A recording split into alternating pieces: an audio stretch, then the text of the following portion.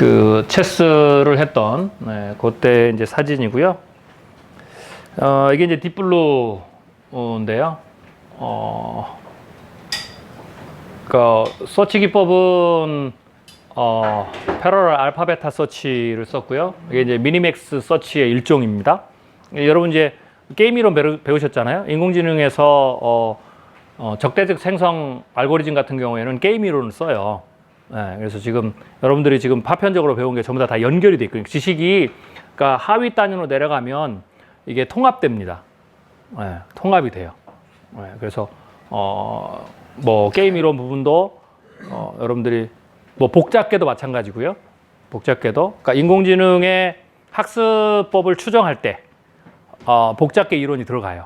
사실 그걸 만들 때도 그렇게 됐고요. 그러니까 계층적 패턴 인식 복잡계 방식이거든요. 그리고 왜냐하면 인간의 뇌를 인공지능이 모사를 하는데 인간의 뇌가 컴플렉스 시스템이에요.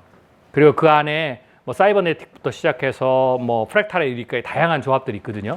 그래서 그 방식대로 작동을 하기 때문에 여러분들이 배우시는 분들이 세상의 작동 방식과 동시에 뭐 그런 겁니다. 그래서 게임 이론도 그렇고 복잡계도 그렇고 다 이렇게 활용이 된다. 그런 지식들을 그러니까 거꾸로 보면 어떻게 되냐면 인공지능 이론들을 이해하는 데 있어서 원리들 이해하는 데 있어서 그걸 이해해야 이게 이해가 돼요. 왜?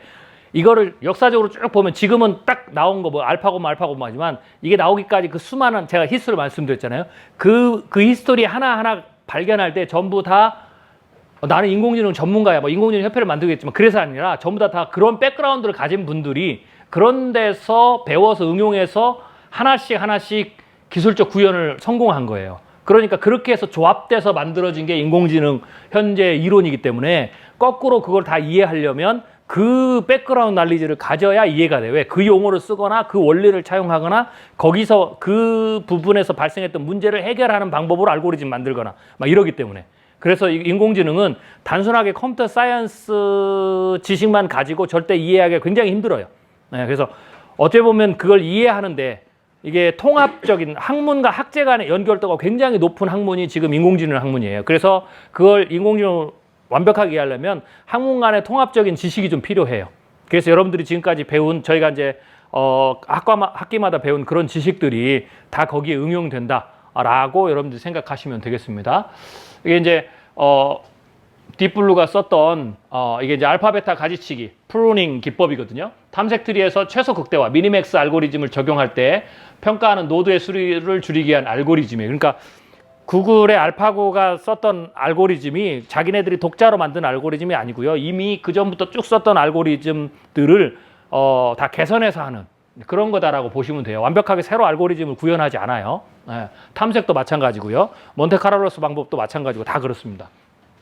그래서 이 알고리즘은 적대 탐색 알고리즘이라고도 하며 기계가 플레이하는 2인용 게임, 뭐 체스나 바둑이나 보드 게임이죠. 주로 사용되는 알고리즘이고요. 이 알고리즘은 이전에 평가한 노드보다 현재 평가하는 노드가 더 좋지 않을 가능성이 있다면 평가를 중단하는.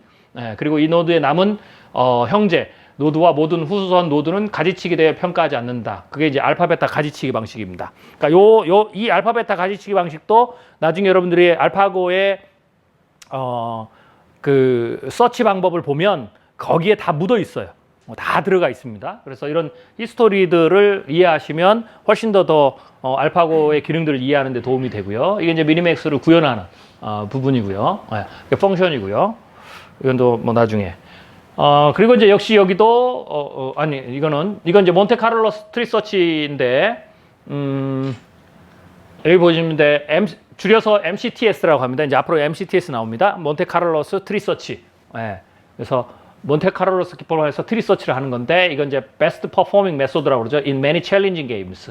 그래서 그러니까 여러 가지의 그러니까 주로 고라든지 헬릭스라든지 뭐 이런 부분에 있어서 퍼포먼스를 크게 내는 이제 그런 거고요. 그 다음에 심플 몬테카를로스 서치도 있어요. 그러니까 몬테카를로스 서치도 여러 방식으로 그 뭐랄까요 특징이 좀 있어요. 이런 경우에 뭐 심플 몬테카를로스 서치로도 충분한 거는 이제 스크래블이라든지 백게먼이라든지 이런 거는 이제 심플 그리고 조금 더 고급화된 기술들은 또 다른 거. 그래서 몬테카를로스 서치 기법도 여러 가지 변형을 시켜서 사용한다라고 봐야 됩니다. 이게 이제 스크래플 보드래요. 십자 말풀이에서 힌트를 얻어 만든 단어 만들기 게임이거든요. 그래서 단어를 만드는 게임이죠. 그래서 이것의 인공지능이 마빈이라는 거예요. 마빈의 인공지능이 스크래플 보드 게임을 하는 거다라고 보시면 되겠습니다.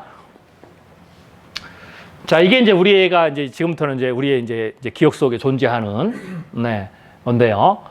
이게 2016년 3월 9일에서 15일 한국에서 했죠. 알파고 하고 이세돌하고 했는 그런 어떤 거고요. 이걸 이제 뭐 정확히 하면 버전상으로 보면 두 번째 버전이라고 보면 돼요. 두 번째 버전이고 논문 알파고 첫 번째 논문은 첫 번째 그 버전에서 나온 걸 갖고 했고요. 이건 이제 나중에 알파고 리라고 이름을 붙였어요. 알파고 리라고 이세도라고 했다. 그러고요. 이게 데이비드 실버 그리고 데미스 하사비스, 하사비스 이제 리서처고요. 딥마인드의 헤드입니다. 리서치 개발자 총 팀장이고요. 이제 딥마인드의 CEO고 그다음에 창립자라고 보면 되고요. 하사비스가 아마 저기 체스에 그러니까 본인이 체스를 어렸을 때 해서 막 체스에도 굉장히 고수였고요. 그래서 강학습 이런 걸 또 다 배워서 뭐 이 부분에 적용을 했다라고 보시면 되고요. 그래서 뭐 이분들 이름은 조금 이제 아시면 좋을 것 같아서 그렇게 했고요. 하사비스나 데이비드 실버. 이게 이제 그 다음에 2017년에 5월에 23일에서 27일까지 중국에서 했어요. The Future of Go Summit이라고 이때 알파고하고 커제하고 했습니다. 그러니까 이세도 알파고 리를 버전을 업데이트 시켜서 그 버그나 이런 걸 수정해서 커제하고 붙었는데 커제는 전패했어요. 이거를 중국이 뭐 제가 이제 쭉 자료를 찾아보니까 생방송을 중국 정부가 막았더라고요. 이제 왜냐면 중국은 뭐 예를 들면은 그러니까 알파고 리의 충격도 있고 그리고 중국은 한국보다 바둑이 훨씬 더 파퓰러 하거든요. 뭐 이유는 잘 모르겠지만 뭐 그게 무슨 의미인지 잘 모르겠지만 아무튼 맞고 이제 녹화하고 이때 중국이 전체가 충격을 먹었어요. 한국이 뭐 이세돌이 질 때는 한국 사람이니까 우리가 충격 받았잖아요. 그러나 중국은 좀 덜 받았나 봐요. 근데 중국이 커제가 지니까 중국 1위거든요. 세계 1위. 그래서 중국 사람들이 충격을 그때 받고 중국 정부도 이때 충격을 받고 이게 뭐 그 전에도 중국 정부가 생각하고 있지만 중국 정부가 더 혹은 국민적인 여론에 힘입어서 인공지능에 중국이 투자하게 되는 아주 중요한 계기가 된 사건 중에 하나예요. 그래서 이 이후에 이제 알파고 제로도 나오고 그러지만 구글은 딥마인드사는 이제 뭐 그렇게 바둑에서 은퇴한다. 그래서 바둑을 더 이상 안 해요. 근데 이제 그래서 지금 알파고는 뭐 거기에 대한 알고리즘이나 이런 것들은 개발자 사이에서 이렇게 뭐 미니 알파고 뭐 이래서 돌아다니지만 뭐 논문에도 뭐 다 소개되어 있기는 하지만 그렇지만 이제 나오지 않고요. 더 이상 바둑에 대해서 하지 않고 이제 중국의 요 사건 이후로 텐센트가 어마어마한 돈을 투자해서 바둑 프로그램을 개발을 합니다. 목적은 똑같아요. 목적은 뭐 우리나라가 그런 목적을 갖는 회사가 나왔으면 뭐 굉장히 좋았겠지만 텐센트가 해서 그게 이제 세계에서 가장 강력한 바둑 프로그램이에요.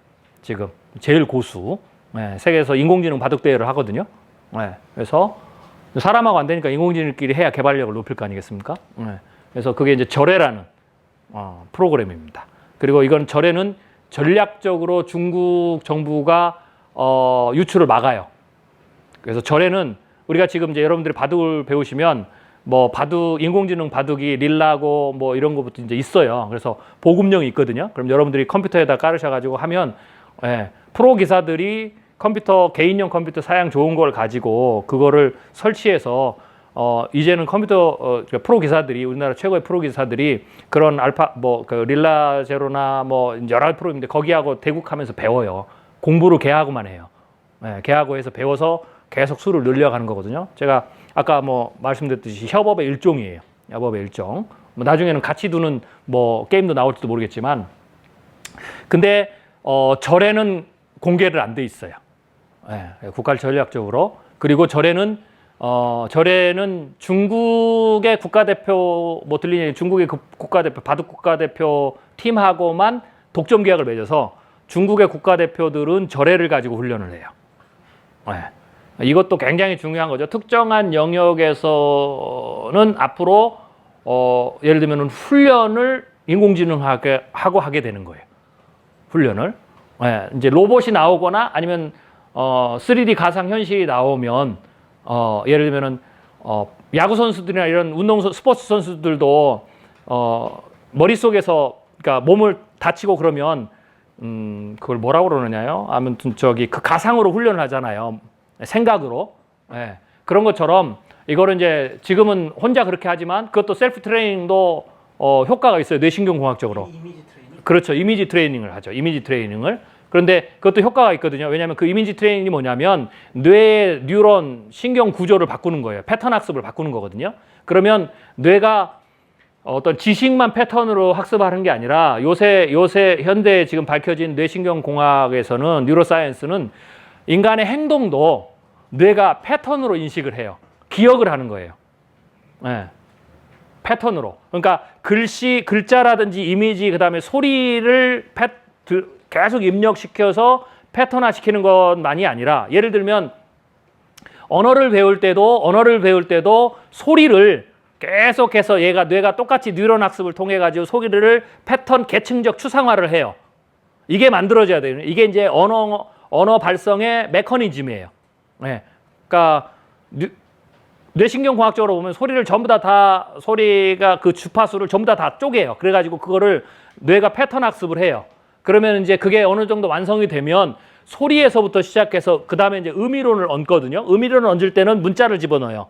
그러면 소리와 의미론이 같이 얹어지면 뇌에 언어를 구사하는 이 메커니즘이 생겨요. 예, 신경계가. 그래서 이제 거기에 따라서 실제로 이제 언어 구사가 되는 거거든요. 이제 그걸 하는 방법이 소리를 많이 듣는 거예요. 그러면 소리 구조가 생겨요. 뇌가 자동적으로 패턴을 만들어요. 그런 것처럼 행동도 내가 스포츠를 배운다, 뭘 배운다, 골프를 배운다, 야구를 배운다, 뭐 하면 계속 몸이 하죠. 그러면 이 뇌의 그 피질에서 이걸 전부 다 행동을 전부 다 브레이크다운을 해요. 예, 이미지를 브레이크다운 하듯이 전부 브레이크다운해서 얘가 전부 다 그 행동 자체도 현대 지금 이론은 전부 다 계층적으로 뉴런에서 패턴화 시킨다. 그리고 그게 딱 장착이 되면 그래서 얘가 그 패턴에 의해서 자동으로 움직이는 거예요. 그래서 모든 그 훈련을 거꾸로 그래서 뇌를 훈련시키는 거고 행동을 통해서 뇌를 훈련시키는 거고요. 뇌에서 그 패턴이 완성되면 뇌에서 우리가 인식하지 못하는 그 찰나의 순간에 우리의 몸의 명령, 전체 신경계에 명령을 내려요. 예, 그래서 우리의 몸의 행동이 신경계에서 신호를 받아서 움직이는 거거든요. 모든 작동 방식이. 그러면 그 신경계에서 뇌에서 그 신경을 거꾸로 해서 몸이 움직이는 거죠. 그래서 몸의 트레이닝을 많이 하면 자동 반사적으로 어떤 행동이 오면 그대로 반사적으로 나가는 게 바로 그런 작동 원리예요. 그래서 지금은 뭐 이미지, 뭐 글자, 소리뿐만 아니라 사람의 행동도 전부 다 뇌에서 똑같은 방식으로 뇌 뉴런이 작동하는 방식, 즉 그 말은 뭐냐면 지금 뉴럴 네트워크, 인공신경망이 똑같은 방식으로 작동하기 때문에 인공신경망으로도 어떻게 되냐면 지금 소리라든지 그 다음에 글자들은 전부 다 구현이 하잖아요. 근데 앞으로 행동을 하려면 이 인공신경망이 몸을 가져야 되잖아요. 즉 로봇하고 연결되면 로봇을 통해서도 로봇을 인위적으로 작동시켜서 그것을 전기 신호처럼 만들어서 뉴럴 신경망을 역으로 훈련시켜서 거꾸로 로봇을 움직이게 하는 것도 가능하게 되는 거죠. 그래서 그런 어떤 방식으로 된다라고 보시면 되겠어요. 그래서 그렇게 이제 훈련을 하는 거죠. 그래서 앞으로는 그렇게 되면 인공지능이 바둑 기사를 훈련시키는 것처럼 굉장히 많은 분야의 영역에서 사람들을 훈련시키는, 그래서 제가 인간의 능력 증강이 기본적으로 수반된다라고 이제 하는 이유죠. 그래서 그렇게 됩니다. 그래서 아무튼 절에는 중국의 국가대표들하고만 독점적으로 하죠. 근데 이제 그 뭐 여러 가지 이유가 있겠지만 기술적인 부분도 있지만 우리 한국 교사들은 그러니까 최고의 인공지능에게 트레이닝을 안 받는 거죠. 근데 최고의 인공지능은 제가 뭐라고 그랬습니까? 알고리즘은 똑같아요. 그러니까 알고리즘을 비법 뭐 아주 남들이 공개 안 돼한 비기의 뭐 뉴런 신경망을 만든 게 아니고요. 아까 제가 말씀드렸죠. 네, 핵심은 뭐예요? 셀프 대고를 얼마나 많이 하냐. 시행착오를 인공지능끼리도 이제 그 경쟁이 되는 거예요. 얘는 100만 했는데 얘는 200만. 그러면 200만이 이겨요. 200만 하면 400만, 400만 이기는 거예요. 네. 얼마만큼 알고리즘은 똑같기 때문에 얼마만큼 하드웨어를 역량을 퍼붓느냐죠. 그러니까 중국의 텐센트가 한국의 네이버보다 어마어마한 수준으로 게임이 안 되는 수준으로 하드웨어 성능을 퍼붓는 거예요. 그래서 절대로 못 따라가요. 보통은 한 1년 정도 수준 차이가 난대요. 한국의 뭐 네이버가 만든 게 한돌인가 되고 막 그러거든요. 절에하고 이제 시합에 나가면 한 1년 정도 내부에서는 그렇게 보더라고요. 1년 정도는 못 따라가는 수준이래요. 그 정도로.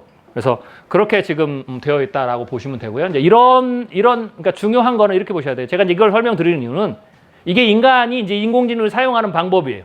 그리고 인공지능을 가지고 격차를 만든 방법을 지금 깨닫기 시작한 거예요. 국가적 차원에서 개인적 차원에서.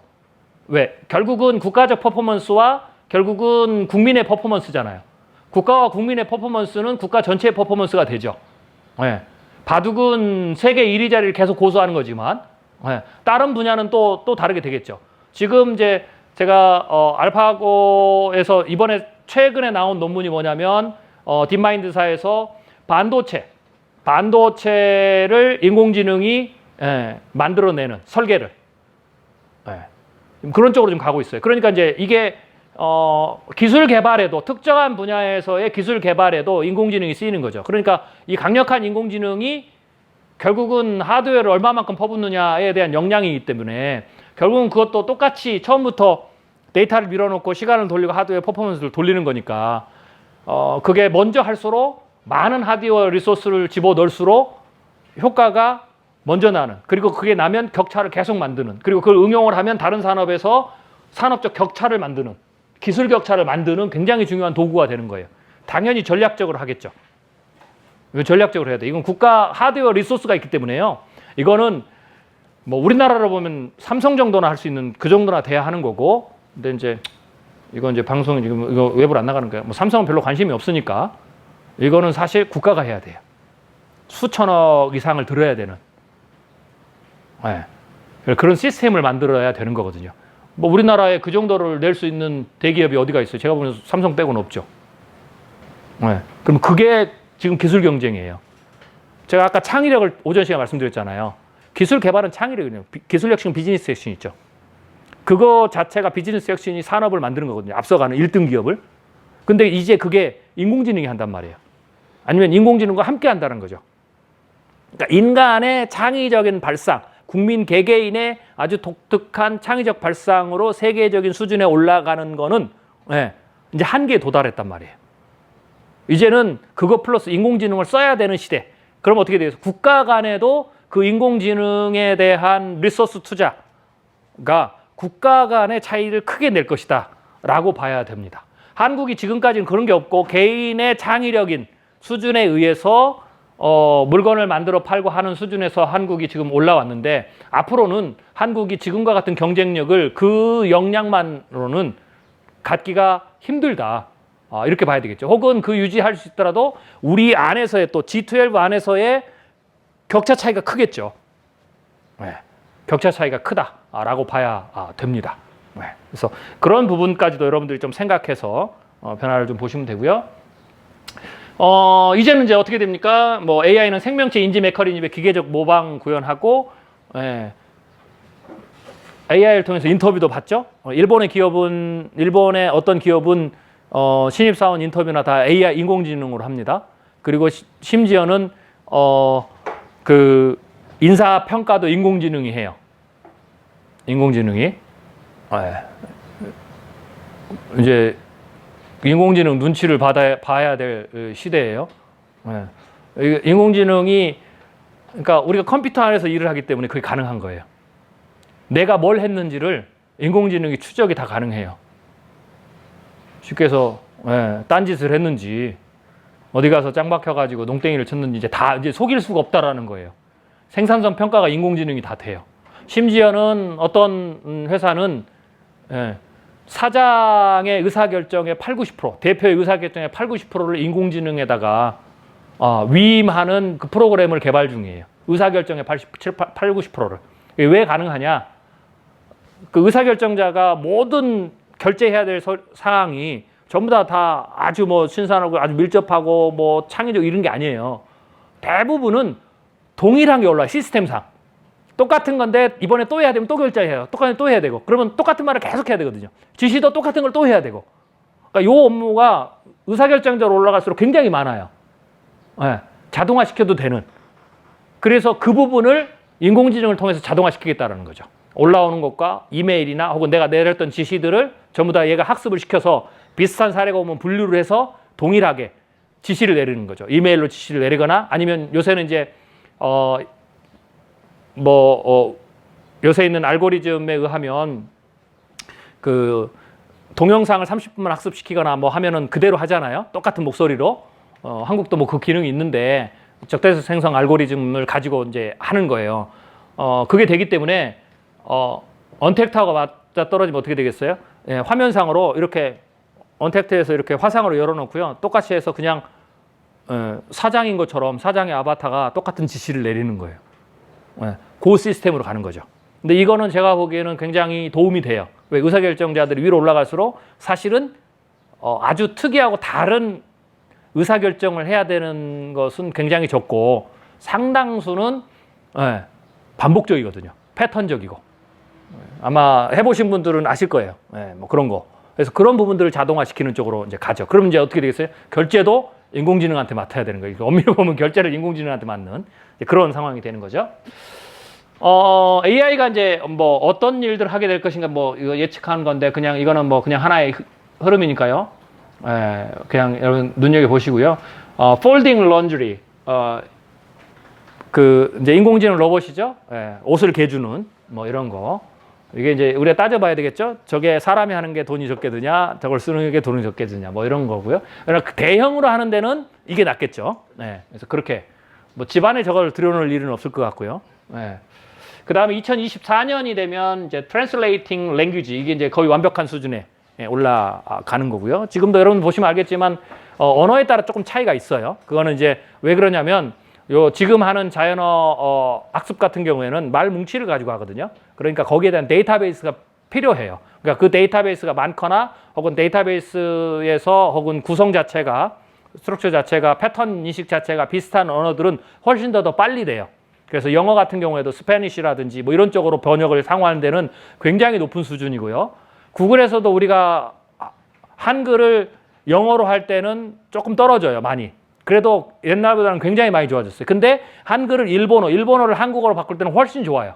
뭐 또 그런 또 특성도 있고. 그래서 지금도 상당히 어느 정도냐면 어떤 특정 신문사 월스트리트 저널이라든지 저도 이제 쭉 체크를 하는데 구글 트랜슬레이터로 번역해서 쭉 읽어보면 예전에는 이게 뭐 번역을 이따위로 하냐 뭐 이러겠는데 지금은 이제 그걸 감안하고 내가 그냥 알아서 약간씩만 보정하면 무슨 의미인지를 다 알 수 있는 수준으로 돼요.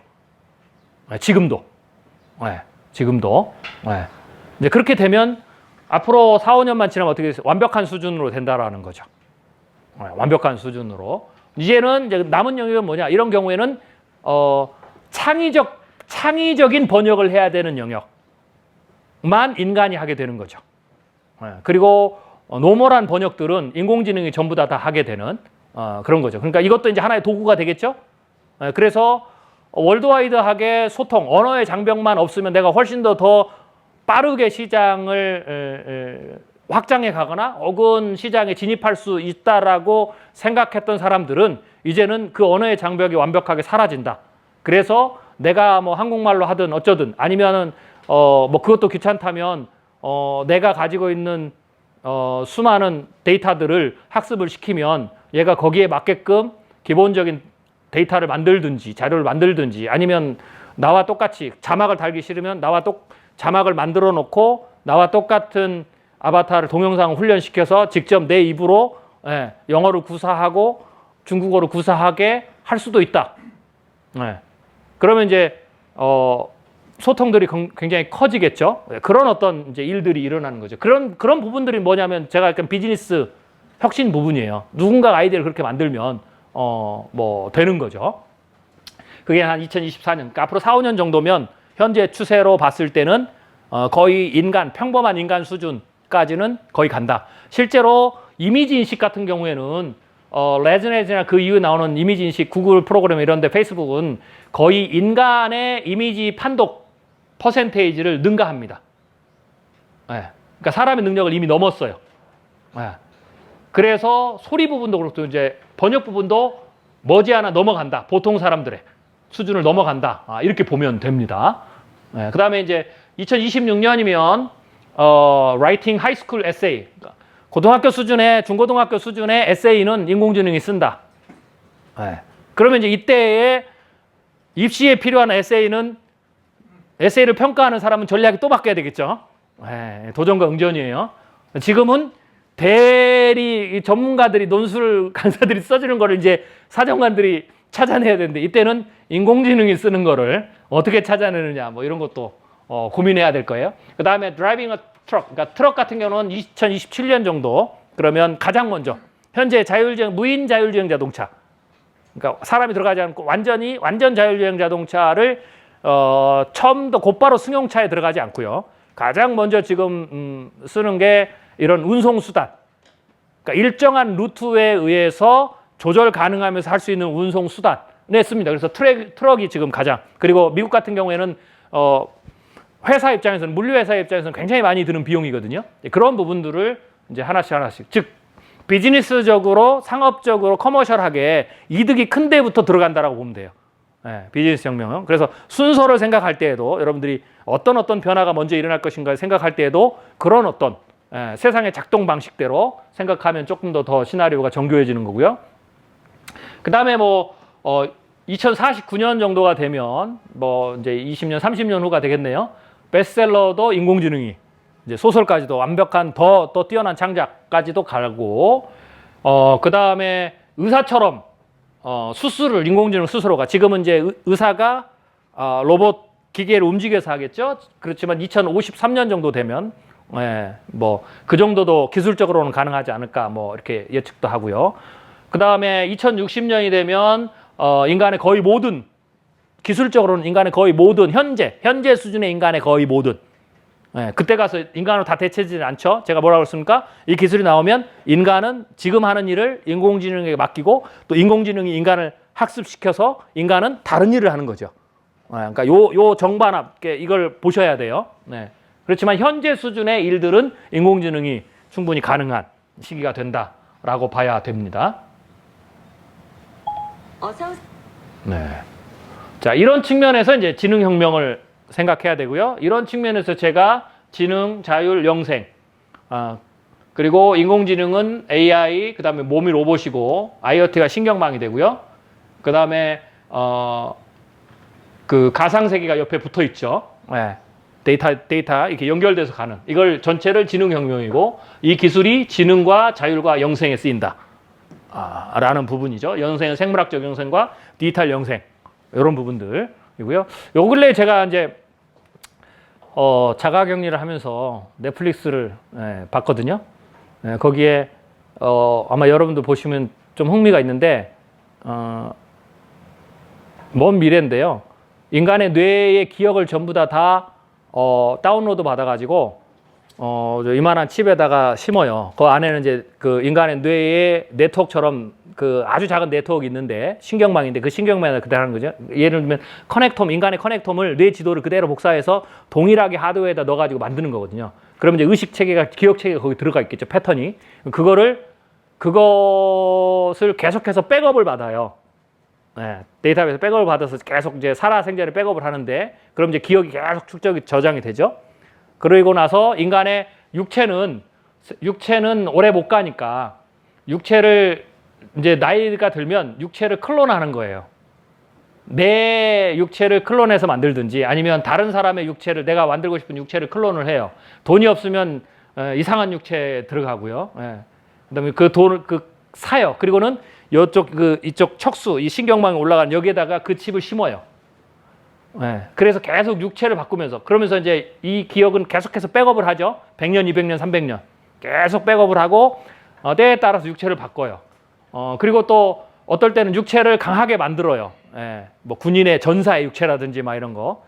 근데 또 의식은 남자인데 또 그 돈이 없거나 혹은 이제 죄를 지으면 의식을 프리즈를 시켜요. 육체를 안 주고. 예, 그리고 나오면은 임으로 다른 육체에다가 집어넣어요.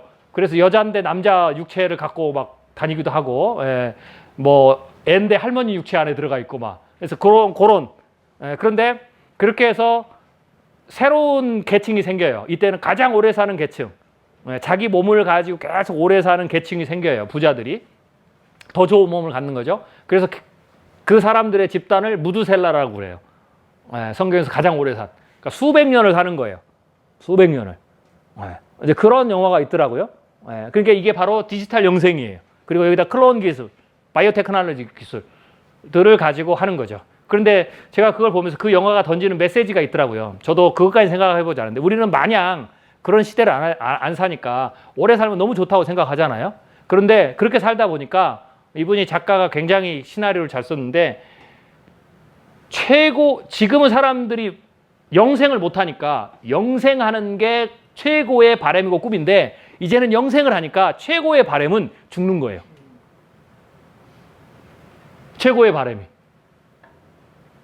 그리고 오래 살잖아요. 최고에 사니까 이 사람이 어떻게 되겠어요?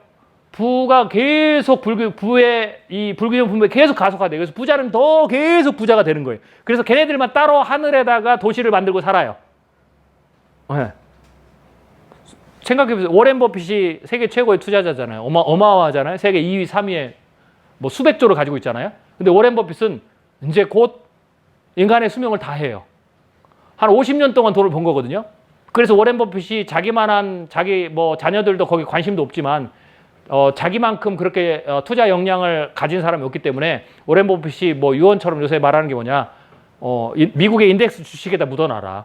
쓸데없이 내 돈 가지고 괜히 뭐 이렇게 투자해가지고 까먹지 말고 그냥 미국의 인덱스에다 넣어놓으면 미국이 지난 30년 동안 미국 다우존스 인덱스 수익이 평균 수익이 6.8% 정도 되거든요. 복리로. 그러니까 돈을 지킬 수 있다라는 거죠. 근데 만약에 워렌 버핏이 그 영화처럼 100년, 200년 이제 계속 산다고 해보세요. 그러면 그 능력을 가지고 50년 동안 만든 게 수백 조인데 얘가 100년을 투자하고 200년을 투자하고 300년을 투자하면 돈이 어떻게 되겠어요? 사우디 왕세자가 국부로 전 세계에서 가장 큰 국부 펀드를 가지고 있는데 얘가 100년을 살고 200년을 살고 300년을 살고 계속 이런 위기 때마다 계속 M&A 사들이고 막 이러면서 그러니까 부의 불균형 분배가 엄청나지겠죠. 그러니까 그 사람들은 더 좋은 육체, 더 좋은 환경 이렇게 사는 거예요. 그래서 집단으로 사는 거죠. 그 사람들은 영원히 사는 거예요. 영원히. 계속 육체를 바꿔가면서. 그리고 그렇지 못한 사람들은 좀 더 오래 살거나 영원히 살 수 있는데 계속 부의 불균형 분배. 그래서 이게 가난한 사람들이 사는 곳과 이게 이제 나눠지는 거죠. 지상과. 그래서 이제 부자들은 이제 언제나 밑으로 안 가더라고요. 땅 밑으로. 하늘로 가더라고요. 하늘을 위해서 살거나 혹은 다른 행성에 가서 만들어 살거나 뭐 이제 그런 걸 제가 봤어요. 그래서 야, 사람이 영생하니 벗을 때 영생이 최고인데 영생의 길을 가지니까 이제 얘기하는 생물학적 영생과 디지털 영생을 다 갖춘 거예요. 그 기술이 되니까 죽는 거를 원하더라. 그리고 또 재밌는 건 이제 종교거든요. 종교 영역에서 진짜 믿음은 뭐냐? 클론을 안 하는 거예요. 육체를 두 번 바꿔 살지 않고 이게 신의 어떤 의지에 거슬린다. 이건 제가 보기에는 종교적인, 저도 이제 교회나 이런 데 가서 그 미래 기술 얘기하면 좀 먼 미래지만 그런 부분에 대한 종교적인 이제 성경이든 뭐 불교 경전이든 뭐 천주교든 혹은 이슬람이든 그 경전의 원리에 이게 신의 의지에 맞느냐. 그래서 거기서 뭐 특정 종교는 안 나오는데 종교의 이름은 안 나와. 종교를 가진 그 사람들은 쉽게 얘기해서 여기에 그 육체를 두 번 바꿔 살지 않는, 그리고 한 번의 죽음으로 끝나는, 이거를 진짜 빌리버냐 아니냐, 혹은 개종했냐 안 했냐. 그럼 개종을 하게 되면 그런 종교를 개종을 하게 되면 이게 백업이 안 되나 봐요. 네, 알고리즘은 또 그렇게 만들어져 있대요. 그래가지고 그걸로 개종을 하면 복제를 못하거나 혹은 다른 육체에 못 넣는 뭐 이런 시나리오들입니다. 그래서 한번 보면 굉장히 재미있는 그런 시나리오들입니다. 그러나 이론적으로는 시간이 오래 걸릴 뿐이지만 뭐 불가능한 시나리오는 아닌 것 같다. 그럼 이제 거기서 이제 영원히 죽으려면 어떻게 되겠습니까? 네, 육체를 쏴서는 안 돼요. 그 칩을 브레이크다운 해야 돼요. 네, 그러면은 거기서 나와요. 그냥 죽음과 진짜 죽음하고 물어봐요. 죽었냐? 진짜 죽었냐? 이렇게 되는 거죠. 그래서 그런 어떤 시나리오들도 있습니다. 아무튼 이제 그런 먼 미래까지도 우리가 좀 여러 가지로 생각해 볼 수 있고요. 요새 사이언스 픽션 같은 경우는 이런 기술적 이해가 굉장히 높습니다. 네, 기술적 이해가. 사실 그것도 그래서 시나리오입니다. 시나리오에 아주 리얼리티하게 특정한 부분은 미래에서 인간이 환상을 갖거나 두려움을 갖는, 공포를 갖는 특정 영역을 굉장히 극대화해서 묘사하는 그러니까 시나리오 기법이에요. 우리 예측으로 보면. 네, 그렇게 여러분들이 이해하시면 될 것 같습니다.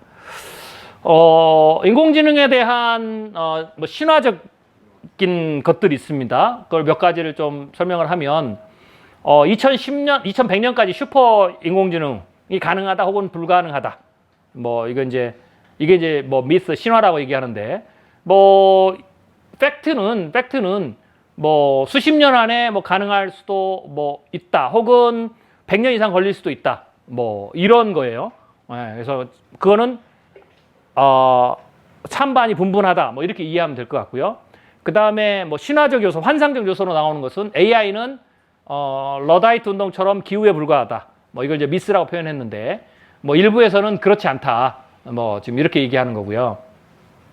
그 다음에 인공지능이 악마적 인공지능, 그 다음에 의식을 갖는 인공지능의 출현 뭐 이런 게 있는데 대체적으로 기술자들이 우려하는 실제적인 우려는 능숙하지만 우리와 다른 목적을 가진 AI가 출현하지 않을까. 쉽게 해서 인공지능은 악마다. 뭐 인공지능이 아주 의식을 갖는 자유의지를 갖는 인공지능이 나온다. 이거는 당분간은 아니고요. 오히려 지금 현실적으로 그 우려하는 거는 능숙하지만 우리와 다른 목적을 가진 AI. 뭐 이런 것에 대한 이제 실제적인 우려가 있는 거고요. 그 다음에 인공지능 로봇이 진짜 걱정거리다라는 것보다는 실제로는 그게 아니라 misaligned then, aligned intelligence, 즉 뭐 정렬이 잘 안 되거나 뭐 어긋난 뭐 AI 뭐 이런 것에 대한 고민이 실제로는 많고요. 그 다음에 인공지능은 결코 인간을 통제하지 않을 것이다라는 뭐 환상이 있는데 팩트를 보면 인공지능은 뭐 통제 가능하다. 그리고 인공지능이 인간에 의해서 지배받지 않는 상황이 될 거라고 하는데 인간은 지금 현재로서는 그거는 아니고 인간이 얼마든지 인공지능을 통제할 수 있다. 뭐 사자나 호랑이가 있지만 사람이 사자와 호랑이를 통제 가능한 것처럼 인공지능도 그렇게 될 수 있다라는 게 이제 현재 어떤 주류다라고 보시면 되고요. 그 다음에 기계는 cannot have goals. 목적이 없다. 그런데 그렇지 않다. 기계도 목적은 가질 수 있다. 라고 이제 하는 게 팩트고요. 그 다음에 뭐 슈퍼 인텔리전스는 곧 나온다. 이건 신화에 불과하고요. 슈퍼 인텔리전스는 곧 나오지는 않습니다. 뭐 수십 년이 걸리거나 혹은 100년 이상 걸린다. 뭐 이게 이제 기본적인 부분이고요. 또 AI와 기계학습은 동일하다. 이건 잘못 알고 있는 거고, 이건 제가 뒤에 설명을 드릴 거고요. 그 다음에 역시 또 다른 이제 뭐 신화 혹은 오해인데 인공지능은 큰 회사만 사용할 수 있다. 이런 거 아니라는 거죠. 제가 오전 시간에도 설명을 했죠. 인공지능 큰 회사만 아니라 얼마든지 우리가 사용할 수 있고요. 그 다음에 인공지능은 저숙련 일자리만 타격을 준다. 아니죠. 그것도 아닙니다. 전방위적으로 타격을 주는데 어떤 거에 따라 아까 제가 이제는 그 특성에 따라서 인공지능의 기능 혹은 비즈니스적인 어떤 그 비교에 따라서 달라진다라고 보는 거고요. 그다음에 AI는 새로 직업을 만드는 것보다 없애는 게 많다. 뭐 이것도 사실은 이제 지금은 잘못된 생각이다라고 지금 그 굳어지는 추세다라고 보시면 되겠습니다. 자, 지금까지 제가 설명한 걸 통해서 조금 정리를 해보면, 자, 뭐 불필요한 신화들을 설명드렸죠. 그러니까 인공지능에 잘 몰라서 환상이나 그 다음에 공포가 있는 거, 이게 신화거든요. 근데 이런 것들을 걷어내고 보면 그러면 어떻게 되겠습니까? 우리가 인공지능 능력에 주목하는 실제 이유는 뭐냐라고 했을 때 불필요한 신화적 사고를 다 걷어내고 보면 인공지능을 사용해야 될 굉장히 중요한 핵심은 제가 오전에 설명드렸듯이 뭡니까? 다 해볼 수 있다라는 거죠. 인간에게 있어서 창의적 발상이나 뭔가를 혁신하는 데 있어서 가장 걸림돌이 시간이라는 건데 인공지능은 그 시간이라는 장벽을 해결해 주는 거죠. 시간이라는 장벽. 뭐 부수적으로 보면 인간이 시간이 있어도 어떤 특정한 일을 반복적으로 오래 하는 것에 나타나는 지루함이나 혹은 거기서 나타나는 실수 이런 부분도 해결해 주는 것은 그것도 이제 부수적인 거죠. 그래서 신처럼 다 해볼 수 있다면 인간의 능력을 영원히 무한반복 사용할 수 있다면 이라는 전제가 인공지능에 있어서 굉장히 중요한 사용자의 욕구 그리고 그런 영역에 있어서 퍼포먼스를 낼 수 있다라고 하는 즉 쉽게 얘기하면 이런 거죠.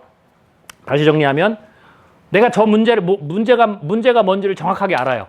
그리고 내가 저 문제는 분명히 내가 하는 방식으로 하면 분명히 해결할 수 있다라는 것도 알아요. 그런데 문제는 그 해결하는데 시간이 너무 오래 걸려요.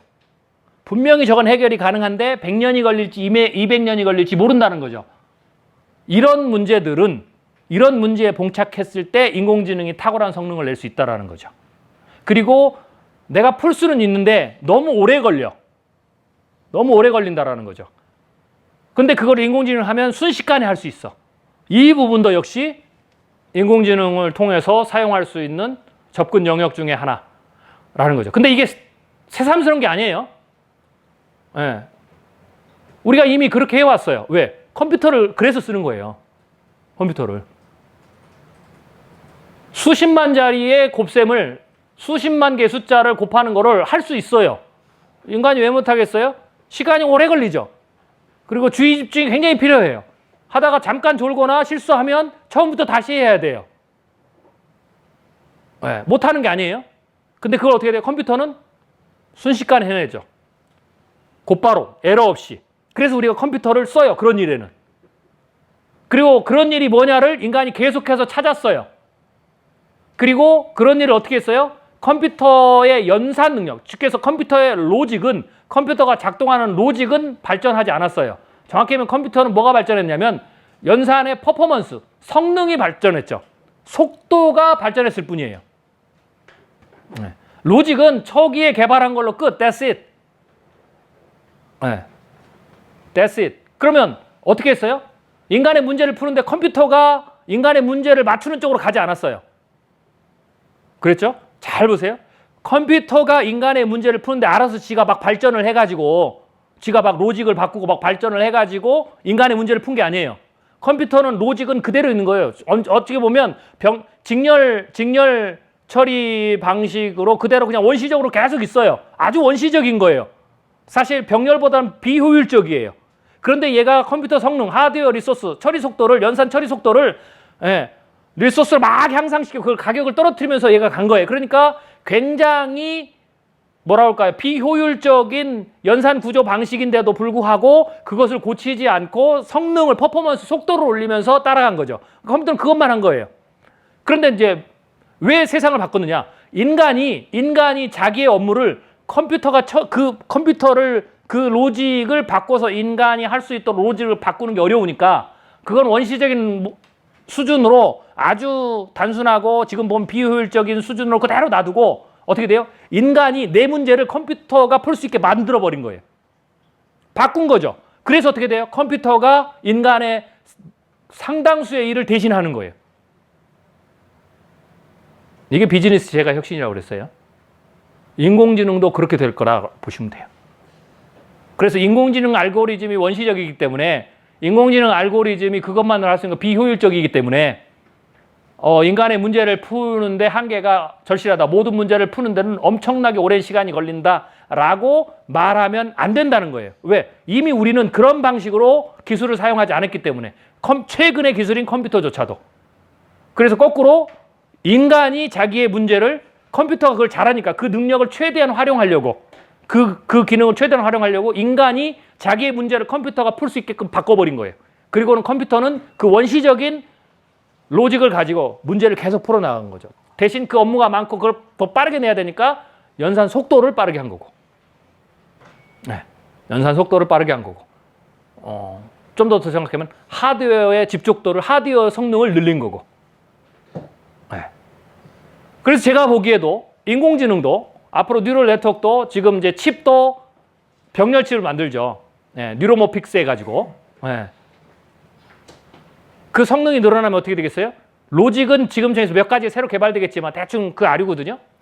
그건 그대로 있고 하드웨어 퍼포먼스가 쫙 올라오면서 지금은 뉴럴 신경계를 소프트웨어적으로 만든데 이거를 더 빨리 하려면 칩 자체가 뉴럴 신경계처럼 인간의 뉴럴 신경계처럼 마친 칩으로 들어가면 돼요. 그리고 그것을 어떻게 돼요? CPU가 발전하듯이 메모리 칩이 발전하듯이 집중도를 쫙 높이면 성능이 엄청나게 향상되겠죠. 그리고 그것이 가격이 떨어지겠죠. 그러면 대중이 그걸 누리겠죠. 그쪽으로 가고 인간이 현재 우리 문제를 얘가 풀 수 있는 방법대로 문제를 변형시켜요. 그래서 얘한테 집어넣는 거죠. 퍼포먼스를 내는. 그 방식이 제가 보기에는 가장 그럴듯한 미래입니다. 가장 그럴듯한 미래. 왜? 이미 지난 50년 동안 인간이 그렇게 해왔기 때문에. 그게 가장 빠른 방식이 되겠죠. 대신 그렇게 하면 뭐라고 했어요? 무한히 할 수 있으니까. 그래서 그런 영역. 그러면 이제 그렇게 다 접목을 하면 이미 현재의 기술만 가지고도 인간의 일의 상당수를 이 인공지능이 지금도 대체가 가능합니다. 그렇게 봐야 되죠. 자, 그래서 모든 이제 그럼 AI 알고리즘 개발하는 회사는 어떻게 되겠어요? 모든 AI 알고리즘 개발 경쟁은 인간이 원하는 최적의 결과를 얻게 해주는 컴퓨터의 무한 반복 가능 능력을 어떻게 더 효율적이고 효과적으로 사용할 수 있게 만드느냐라는 거죠. 이제 이렇게 되는 거예요. 둘로 나눠집니다. 하나는 인공신경망을 만드는데 두 가지가 있는데요. 하나는 이게 지금 현재 나타나는 것은 그 뉴럴의 그 층을 신경망의 층을 넓히면 넓힐수록 퍼포먼스가 커져요. 그러니까 층이 하나의 계층이거든요. 그만큼 데이터를 그 프랙션을 시켜가지고 패턴을 계속해서 더 세밀하게 짤 수 있다라는 거죠. 그래서 이걸 늘리는데 문제는 늘리는 것은 문제가 안 되는데 늘렸을 때에 나타나는 에러가 있어요. 그것을 어떻게 뉴럴 신경망의 연결 구조를 어떻게 배선을 바꿔서 늘리면서도 퍼포먼스를 계속 낼 수 있는가, 이쪽이 하나의 연구 분야고요. 그게 수학적이든 혹은 신경망 연결 구조든. 그래서 예를 들면 층이 쭉 넓어지면 에러가 나오는데 그거를 돌파하기 위해서 층은 늘리지만 연결을 하나씩 띄운다든지 중간에 특정하게 랜덤하게 일부분의 신경망을 브레이크 다운, 드랍 아웃 시킨다든지 뭐 이런 게 지금 그런 거예요. 사실 그러니까 별로 이건 그냥 아이디어 싸움이잖아요. 이게 별거 아니에요. 그러니까 이런 거를 하고 있다 이렇게 보면 돼요. 이런 거. 그러니까 여러분들도 원리만 이해하면 그 원리를 기하학적으로 하고 그것을 수학적 구현은 수학자가 하면 돼요. 그러니까 여러분들도 아이디어가 있으면 신경망을 만들 수 있다라는 거예요. 신경망을. 이제 만들면 이제 실리콘밸리 가는 거예요. 그래서 수학자 하나 끼고 내가 기하학적 이해를 하고 실리콘밸리로 가서 알고리즘을 테스트하는 누군가 자본을 대주면 알고리즘을 만들어서 퍼포먼스를 내면 그래서 경진대에 나가서 1등을 하면 여러분들은 유니콘 기업이 되는 거예요. 이게 간단한 방법이에요. 그래서 구조는 그렇게 돼 있어요. 여러분들이 기하학적 구조를 만들려면 제가 아까 점심 식사할 때도 얘기했지만 뭘 배워야 돼요? 뇌신경, 공학, 인식론, 철학 이게 이제 거기에 대한 것을 만들어내는 거거든요. 그걸 공부하고 그러니까 한 사람은 그거 전문가고 한 사람은 그것을 구현하는 수학적 전문가면 이제 수학적 계산으로 그걸 풀어야 되거든요. 공식으로. 그럼 그걸 가지고 구현을 하면 소프트웨어적으로 구현을 하면 퍼포먼스가 나오겠죠. 그렇게 되면 이제 새로운 신경망을 만드는 이제 스타트업이 되는 거예요. 그래서 주로 이거는 누가 하느냐? 그래서 학교에서 하는 거예요. 교수들이 대학원 과정에서 연구 논문 주제로 그다음 포스닥으로 그래서 연구를 해서 거기서 만들어서 그래서 대부분 다 실리콘밸리에서 나오는 게 아니고 그건 학교에서 나오는 거예요. 학교 팀들이 이제 그렇게 돼서 그래서 왜 거기서 나온지가 그런 것과 연결돼 있어요. 학제간 연결이 가장 쉽잖아요. 그 학제간 연구를 기반으로 이론적으로 나오는 거니까. 그렇게 보시면 되고 또 하나는 이거를 이제 어떻게 돼요? 이제 칩화 하드웨어 성능으로 만드는 거죠. 그래서 인공지능 칩, 그러니까 삼성도 지금 거기에 뛰어들었는데 향후에 굉장히 중요한, 그러니까 CPU, 인텔이 CPU를 만들잖아요. 그것처럼 그 직렬칩이거든요. 이게 병렬칩인 거예요. 이 병렬칩이 앞으로 퍼포먼스가 굉장히 크다라고 보는 거고, 이 칩을 지금 개발하는 쪽으로 다시 이 칩을 만드는 회사들이 지금 넘어가고 있어요. 이 경쟁. 그럼 이쪽에 퍼포먼스가 양쪽에 들어오면 가겠죠. 그래서 당분간은 이런 형식의 발전이 일어날 가능성이 굉장히 크다라고 봐야 됩니다. 자, 그래서 이제 이런 것들이 적용이 되면 제가 이제 다른 데서 얘기했던 자율수송 장치, 이걸 디바이스에 넣으면 이제 자율수송 장치가 되고요. 그러니까 몸을 갖게 되는 거죠. 그러니까 몸이 있느냐 없느냐로 나눠져요. 몸이 없으면 컴퓨터 안에 들어있는, 혹은 그게 가상의 몸을 갖든, 혹은 현실의 몸을 갖든, 몸이 사람을 닮은 몸이냐 그렇지 않느냐라는 것들만 차이가 나는 거죠. 그렇지만 전부 다 자율 기능을 갖게 되죠. 그래서 지능이 몸을 가지면 자율 기능을 갖는 거예요. 지능이 몸을 가지면 자율 기능을 갖는 거고, 그리고 그 지능이 인간의 생명과 연관돼서 뭔가 영생과 관련해서 인간의 생물학적 역량을 증진시켜주는 쪽이라, 인간을 디지털적으로 가상의 인간, 가상의 의식, 가상의 인간을 추출해서 그것을 가지고 인간의 생명을 연장시키는 쪽으로 가면 그게 이제 제가 얘기하는 영생이라는 분야예요. 그래서 지능, 자율, 영생 이라는 영역이 되고, 그 기능들이 어떻게 돼요? 기존 산업에 전부 기존 산업에는 서로 크로스 임팩트를 주는 거죠. 그리고 몸을 갖는 것이 바로 기존 산업으로 들어가는 거예요. 몸을 찾아 들어가는 것. 그래서 그런 방식으로 작동할 가능성이 크다라고 보면 됩니다. 그 다음에 이제 여기에 이제 특별히 이제 보안, 뭐 이렇게 되면 생체 인식이나 블록체인은 이 보안 기술로 들어가는 거죠. 이렇게 되면 왜 보안 기술이 중요하냐면, 인공지능이 지배하고 기계가 지배하면 거기에 대한 데이터가 흐르잖아요. 그리고 인간의 몸에 연결되면 생체 데이터가 흐르죠. 그러니까 당연히 보안 기능이 아주 중요해지는 기능이 돼요. 왜냐하면 지금은 내 정보가 유출되는 쪽에서, 그래서 그 유출된 정보를 외부에서 활용하는 쪽에서 인간에게 데미지가 왔거든요. 근데 이게 인공지능이 되면, 그리고 초연결 사회가 되면 그 위험도 굉장히 크지만 더 큰 위험은 거꾸로 역으로 정보를 주입할 수가 있어요. 내 차에, 내 스마트폰에, 해킹처럼 내 집에, 그리고 어떻게 돼요? 인간의 몸을 정보의 네트워크에 연결시키면 인간의 몸에다가, 정확히 하면 인간의 신경을 통해서 인간의 뇌에다가 정보를 역주입시킬 수 있죠. 블록을 쳐야 된단 말이죠. 그래서 개인 생체 보안이 오는 거예요. 내 몸을 어떻게 보안시킬 것인가, 내 자동차를 어떻게 보안시킬 것인가. 당연히 보안 산업이 시장이 수십 배로 커지는 거예요. 보안 산업이. 그래서 그런 부분도 있죠. 그래서 그 보안에 있어서 가장 중요한 게 정보의 신뢰성, 그러니까 블러킹하는 것과 외부에서 침투를 막는 것과, 또 하나는 정보가 어디로 흘러든 간에 정보가 왜곡될 수 있죠. 내 정보가 밖으로 나갈 때 왜곡될 수 있단 말이죠. 그 왜곡을 방지하는 기술이 블록체인 기술이에요. 신뢰성을 확보하는 그런 기술이죠. 그래서 그렇게 이해를 하면 되고요. 블록체인이 기술을 보급하기 위해서 비트코인처럼 암호화폐를 인센티브처럼 썼는데, 그게 투기적인 장과 융합되면서 그 부분이 커져서 블록체인 하면 암호화폐 이렇게 생각하는데 아니에요. 그 두 개는 분리해야 됩니다. 두 개는 분리해야 돼요. 핵심은 블록체인이에요. 그리고 암호화폐는 제가 가지고 있는 시나리오 여러분들 기억하고 계시죠? 1국가 2통화 체제나 1국가 1통화 체제. 그게 핵심이죠. 그렇게 가죠. 그런 곧 지금 시그널을 보면 굉장히 빨라져요. 미중 전쟁이 격화되면서 이 1국가 2통화 체제, 그러니까 법정화폐죠. 암호화폐도 역시 화폐이기 때문에 법정화폐로 가는 거예요. 법정화폐는 국가만 가질 수 있어요. 국가만. 그리고 국가가 그 법정화폐를 가지면 굉장히 중요한 게 있어요. 국가가 제도권 안에 들어오고, 국가가 봤을 때 일정 수준의 사회적 혼란을 일으키지 않을 수준의 적정한 신뢰도를 갖지 않는 암호화폐는 전부 다 클로즈 시킵니다. 국가가 클로즈 시켜요. 클로즈 시키거나 클로즈 시키면 너무 많은 돈이 들어가 있어서 사회적 혼란과 국민의 불만이 아주 클 경우에는 국가가 지속적으로 규제를 가하면서 소프트 랜딩을 시켜요. 어느 수준으로? 예, 회사채 수준으로. 그래서 암호화폐는 이미 딱 정해져 있어요. 화폐로서 인류가 수천 년 동안 화폐로서 안정적으로 인정해준 그 수준으로 전부 다 수렴하게 돼 있어요. 예. 그러면 화폐는 교환 가치부터 시작 여러 가지 가치가 있죠. 제가 세 가지 가치를 얘기했죠. 거기 들어가기 때문에 국가가 인정하는 화폐. 그 다음에 국가는 아니지만 국가 정도 어떤 나라는 국가보다 더 신뢰할 만한 주체가 인정하는 화폐. 그게 바로 어떻게 돼요? 회사예요. 회사채. 네.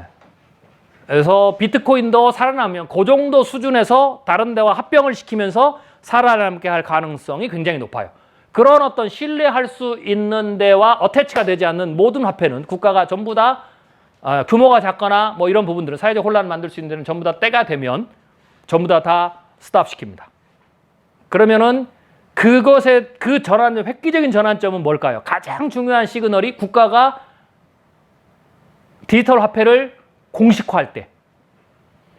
중국이 지금 한다고 그러잖아요. 중국이 지금 지방 도시에서 중국이 국가 발행 공식 위안화, 디지털 위안화죠. 이걸 실험 중이거든요. 그리고 이것이 실험에 어느 정도 성공하면 몇 년 안에 국가의 디지털 화폐로 갈 거예요. 그러면 중국 같은 경우에는 중국이 그걸 쓰기 시작하면 어떻게 되겠어요? 그거를 쓰게 해야 될 거 아니에요. 나머지 화폐를 전부 다 중국이 강력한 사회주의 시스템을 가지고 셧다운을 시킬 가능성이 높아요. 네. 자, 중국이 그렇게 하면 굉장히 큰 파급이 있어요. 연준도 해야 돼요. 중국이 하면. 왜냐? 디지털 화폐의 최대의 장점은 뭐냐? 네. 국경을 넘어가거든요. 현재 물리적인 화폐, 물론 그게 그 전자로 움직이지만 달러나 이런 어떤 기존의 법정 화폐는 이미 글로벌 체제가 딱 돼 있어요. 어디서 쓰고 어디서 안 쓰고. 근데 지금 디지털 화폐는 그게 없어요. 쉽게 얘기해서 먼저 쓰는 나라가 임자예요. 그렇다고 뭐 우리나라가 먼저 한다고 우리나라가 뭐 제1기축 디지털 화폐가 되진 않아요. 그러나 중국 같은 나라는 할 수 있죠. 그럼 중국이 하면 미국도 해야 돼요. 그래서 연준이 처음에는 관심이 없다가 쫙 얘기하다가요. 중국이 그 움직임을 보고 하니까 이제 벌써 이미 중국은 시험 단계에 들어갔거든요. 그러니까 지금 연준이 고려해보겠다, 하겠다 했죠. 디지털 화폐가 나옵니다, 달러가. 그래서 그 법정 화폐로 가니까 어떻게 돼요? 그걸 먼저 치고 나간 데가 페이스북이 하는 리브라였어요. 리브라를 강력하게 규제하죠. 네. 그게 법정 화폐로 가면 안 되니까. 그래서 리브라가 후퇴했어요. 어떻게? 회사채 수준의 디지털 화폐 수준으로 전략을 바꿨습니다. 그래서 결국은 그래서 제가 어떤 나라는 작은 나라는 어떻게 되겠어요? 디지털 화폐를 써야 되겠죠. 기존의 물리적 법정 화폐를 없애는 거죠. 스웨덴이나 이런 나라는 그런 전략을 쓰는 거예요. 북유럽 국가들은. 왜냐하면 어차피 한계가 있으니까 디지털 화폐는 국경을 넘어가서 화폐의 영향력을 키울 수 있는. 그러니까 화폐가 많이 돌아다녀야 되거든요. 전 세계에. 그리고 디지털 화폐는 여러 가지 인센티브를 만들 수 있기 때문에. 그리고 디지털 화폐는 개인적인 B2B 간의 관계도 있지만 예를 들면 석유를 자원을 구매하는데 뭐 이렇게 되고 무역할 때 결제도 그건 국가 단위 할 수 있지만 개인 단위에서는 열려 있거든요. 그게 이제 디지털 화폐가 국경을 넘어가서 할 수 있는 거예요. 쉽게 해서 국가 간에는 안 해도 원유 결제는 안 해도 개인들이 어떠한 요소에 의해서 그 화폐를 개인적으로 예를 들면 뭐 채굴을 한다든지 뭘 한다든지 뭐 해서 방식으로 갖게 되면 세계에서 그 작은 나라지만 우리가 발행하는 디지털 화폐를 많이 갖는 사람이 생기면 어떻게 되겠어요? 내 화폐를 많이 쓰는 사람들이 생기는 거죠. 법정 화폐는 5천만 밖에 안 써요. 우리나라는 원하는 1억 명이 쓰고 2억 명이 쓴다고 해보세요. 그러면 어떻게 되겠어요? 화폐의 영향력이 커지게 되겠죠. 그만큼 국가의 영향력이 커지는 거죠. 그렇기 때문에 디지털 화폐는 그런 속성이 있기 때문에 왜? 아직 규제가 확정되지 않아서 그래요. 국가 간의 협의가 이루어지면 어떻게 돼요? 국가 간의 협의가 이루어지면 그것도 막을 거예요. 못하게. 그것도 막겠죠. 그러나 지금 그게 안 되기 때문에 이 틈을 타서 퍼질 수 있는 거죠. 이제 그런 틀이 남아있다라고 보시면 되겠습니다. 아무튼 그것과 관련해서 이제 블록체인이라든지 뭐 이런 부분들 여러분 생각하시면 되겠고요. 그 다음에 이게 이제 제조혁명으로 넘어가면 결국은 제조업이 핵심이에요. 이번에도 봤지만 예, 경제 위기가 올 때는 제조업을 갖는 국가와 그렇지 않는 국가가 큰 차이가 나겠죠. 예. 그래서 그런데 이제 역시 21세기도 제조업 강국이 글로벌 강국에 들어갈 가능성이 높고요. 그렇지만 제조의 방식, 생산 방식이 달라지죠. 그래서 인공지능이 산업혁명을 일으키는 거예요. 생산 방식을 전체를 바꾸기 때문에. 이게 디지털 제조 도구하고 같이 합쳐지면서 기존의 인공지능, IoT, 로봇, 가상세계 보안 그대로 있는데 여기에 디지털 제조 도구가 들어가면서 글로벌 플랫폼이, 디지털 제조 플랫폼이 생기면서 거기에서 새로운 제조, 생산 방식이 만들어지는 거죠.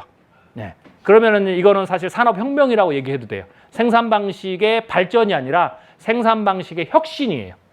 혁명은 혁신이 일어나야 되거든요. 네. 발전은 쉽게 얘기해서 기계가 있는데 기계가 더 잘 만드는 거죠. 자동차가 있는데 자동차를 결국은 인간이 계속 모는데 엔진이 좋아지는 건 이거는 발전이고요. 혁신은 뭐예요? 인간이 운전을 안 하는 거죠. 작동 방식이라든지 이런 거 완전히 바뀌는 거죠. 그런 거를 혁신, 혁명이라고 그러는 거예요. 산업혁명도 마찬가지죠. 그런 정도가 돼야 산업혁명이라고 얘기를 해주는 거고요. 산업혁명은 정확히 한자 풀면 생산 방식의 혁신이기 때문에 인공지능이 디지털 제조 도구하고 글로벌 플랫폼하고 이렇게 결합이 되면 생산 방식이 완전히 바뀌어요. 그래서 이거는 산업혁명이라고 훗날 인류가 기록할 수 있다라고 보는 거죠. 그래서 그런 측면에서 보면 이게 사실은 이게 제3차 산업혁명 이라고 볼 수가 있는 거죠. 근데 그러면 이제 이게 크게 변화되면 어떻게 됐어요? 각각이 들어가면서 디지털 화폐가 바뀌면 금융 시스템도 바뀌게 되고 다 바뀌는 거죠. 그 다음에 서비스업도 바뀌고 새로운 공간이 나오면 가상의 서비스도 바뀌고 컨텐츠업도 바뀌고 그 다음에 국가 간의 무역의 방식도 바뀌겠죠. 컨텐츠 거래 방식도 바뀌겠죠. 그 다음에 물류 방식도 바뀌겠죠. 그 다음에 쇼핑의 방식도 바뀌겠죠. 전체가 다 바뀌는 거죠. 왜? 언어의 경계가 파괴가 되면 여러분도 어떻게 되겠어요? 유럽이라든지 그 다음에 뭐 미주라든지 뭐 이런 쪽에도 얼마든지 언어의 경계를 깨고 물건을 사고 팔 수도 있고 할 수도 있는 거죠. 그런 어떤 큰 틀의 변화들. 그 다음에 공장도 초소형 공장, 클라우드 공장, 지능용 공장, 굉장히 많은 수준의 공장이 만들어진다라고 봐야 되는 겁니다. 그러니까 제가 이 시나리오를 발표할 때 이런 방식의 흐름을 생각하고 구조도를 그린 거예요. 이런 방식의 혁신을 생각하고 이렇게 여러분들 그렇게 이제 이해를 하시면 되고요. 당연히 그 다음에 총합이 이제 도시죠. 그래서 결국은 도시가 바뀌는 거예요. 도시는 결과물적으로 도시가 바뀐다라고 보시면 되겠습니다. 자, 그게 이제 기술의 이게 흐름들이고요. 여러분 많이 보셨으니까. 자, 요 정도 하고 잠시 쉬었다가 그 다음 시간으로 들어가겠습니다.